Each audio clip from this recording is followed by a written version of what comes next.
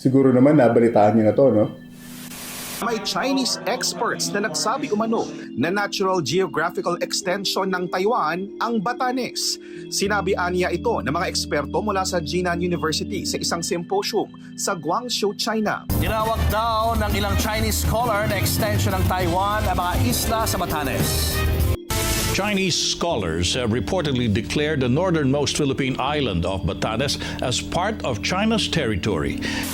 So yun na nga, may bagong chismis na pinapakalat ang ating mga kapitbahay na sa kanila daw ang Batanes. Okay, sige, patuloy natin to. Ako si Nico Balbidina at sa video na to pag-uusapan natin kung paano niluluto ng China ang ganitong naratibo at kung paano ito kumakalat sa mas malawak na audience sa social media.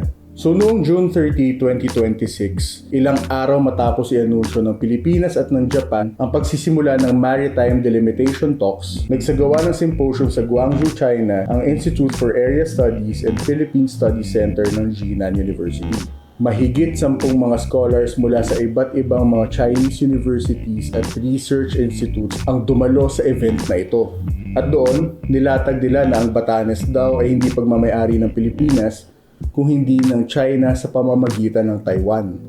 Ang galing din, di ba?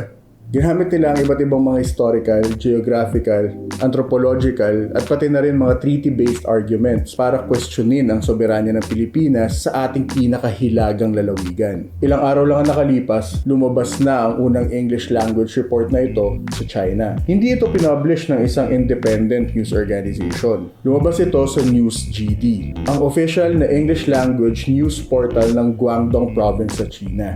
Ayon sa report nila, unanimously concluded daw ng mga dumalong scholars na pag-aari ng China ang Batanes. Idineklara din nilang illegal at invalid ang delimitation talks sa pagitan ng Pilipinas at ng Japan. At higit pa doon, nanawagan pa sila sa international community na kilalanin ang kanilang claim sa Batanes. Ayos din, di ba? Naghanap pa ng kakampi. Ilang araw lang ang lumipas, umabot na sa national at international stage ang kwento na to. Inulat ito ng Global Times, isang public tabloid na pagmamayari ng People's Daily, ang opisyal na pahayagan ng Central Committee ng Chinese Communist Party. Mas matapang ang tono ng Global Times. Hindi lang nila bastang kinlaim ang Batanes. Nanawagan pa sila ng aksyon mula sa Coast Guard Patrol at military na bantayan ang naturang rehiyon.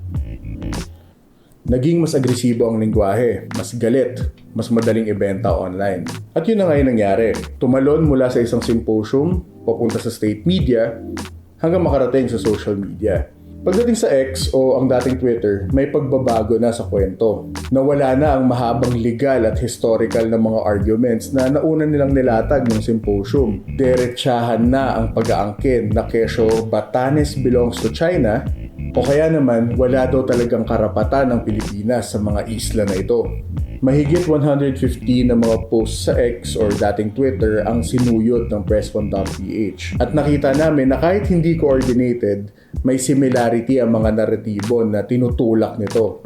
Una, pilit nilang iniuugnay ang Batanes sa Taiwan. At dahil inaangkin na rin naman ng Beijing ang Taiwan, dapat daw kasama na rin ang Batanes. Pangalawa, iginigiit nila na dahil nakakahigit naman daw ang China sa Pilipinas na nakikita nilang maliit or mahina, dapat daw kunin na lang ng China ang mga isla na gusto nitong kunin. At pangatlo, kine-question na nila ang pagiging lehitimong bansa ng Pilipinas.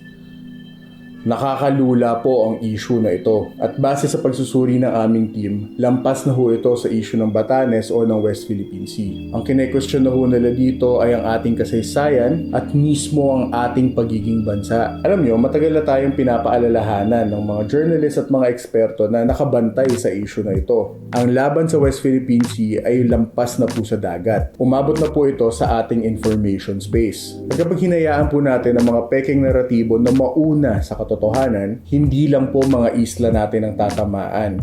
Mahalaga po ang laban para sa ating isipan. May dahilan po kung bakit paulit-ulit nila itong tinatarget. Hindi na lang po mga teritoryo natin ang ating pinagtatanggol, kundi pati na rin po ang ating kamalayan.